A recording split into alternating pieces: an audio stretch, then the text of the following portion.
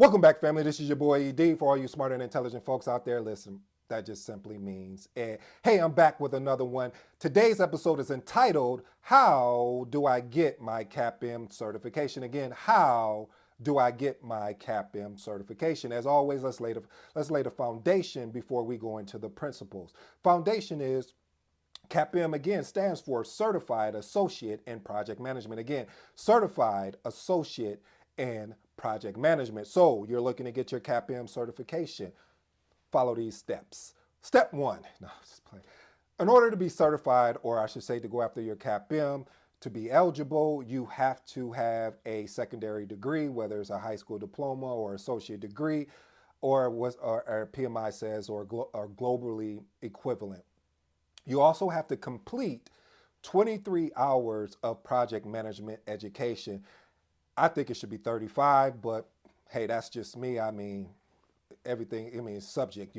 I believe the more project management education you can get, the more success that you will have, or successful that you will be on that CAPM certification. But anyway, I digress. So 23 hours of project management certification. Now, if you do not have a secondary degree, then you have the ability to, as long as you have I think it's a high school diploma and 1,500 hours of professional experience on a project team, you would be able to satisfy that requirement along with those 23 hours. But wait, and I do mean wait before you apply for the CAPM, before you hear this. If you haven't checked out my other video, there is a change coming with the CAPM, so you need to check out my video in where I discuss this change that is coming. This change that's coming is going to catch a lot of people off guard, so that's why I wanted to make sure I got that content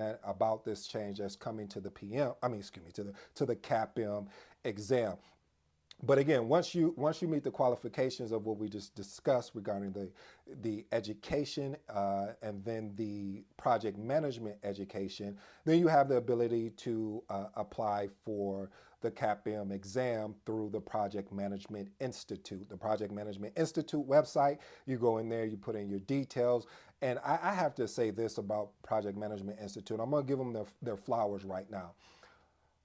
When I first took the CAPM exam, the way, excuse me, let me step back. When I applied for the CAPM exam, how they had it then, as far as how you had to update your, your hours and everything like that, it was just, oh my God, it was dreadful, because you're like, okay, did I put enough hours here? Did I put enough things here?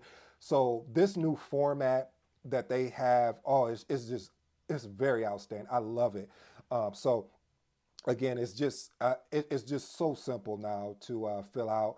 And then once you fill out your application, you wait. Normally it takes, I don't know what, go check on PMI. I may just drop a link in the description below, but go to pmi.org and check to see, just to make sure that we're all on the same page. But I do believe that the Project Management Institute, they'll give you the handbook. I'm being facetious here, but yes, go to the pmi.org. You'll be able to find the CAPM handbook. It outlines some of these things that I'm speaking about more in detail. So I'm just giving you more of the high level, the high level points that you need to be cognizant of when you're going after to get your exam. So on the exam, there are 150 multiple choice questions. Within the exam, it's going to cover the triple constraints. If you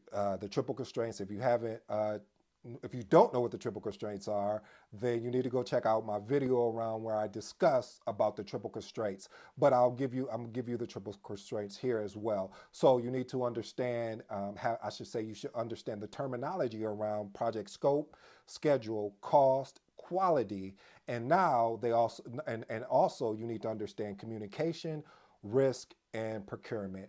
There's so many other pieces there, but family, like I said, I really wanted to give you a high level of what some of the things that you should expect and that you should be looking for. Now, when you pass, you see, I didn't say when you take. When you sit down and pass the CAPM exam, you will be required 3 years after passing the exam to complete 15 hours of PDUs. And again, PDUs are professional development units, and you have to have 15 within a 3-year cycle. I will say this, family, if you are really serious about taking the CAPM, I really think this is a good choice. I think, matter of fact, not think, I know it's a good choice. I know it will actually help you on the concepts of project management if you're new. It would also push you to be uncomfortable because you're learning new information, and you're going to have to regurgitate all that information and then sit down and pass that actual CAPM exam. I know you can do it. I believe in you. If you just need to trust yourself and trust the process, because as I shared with you before, the first time I took the CAPM exam, unfortunately, I didn't pass it. Yep, me, project management guy, didn't pass the CAPM. But what I love about that is that there's a difference between two people. First person would just allow that to happen to them. The second person, and this is me, well, once I got knocked down, I said to myself, I have to make a decision. Am I going to stay there and lay there, or am I going to get back up? So I got back up and changed up my approach, and I sat down and actually passed that exam. I love what the story that I heard from Sylvester Stallone when he talked about having to to sell his dog in order to be able to have the money in order to shoot that Rocky movie.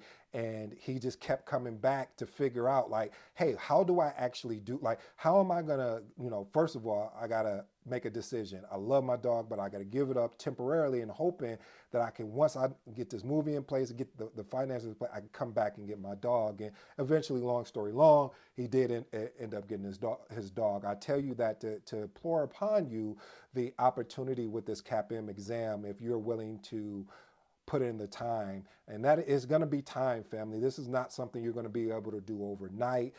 Like I said, there's 150 questions, there's time.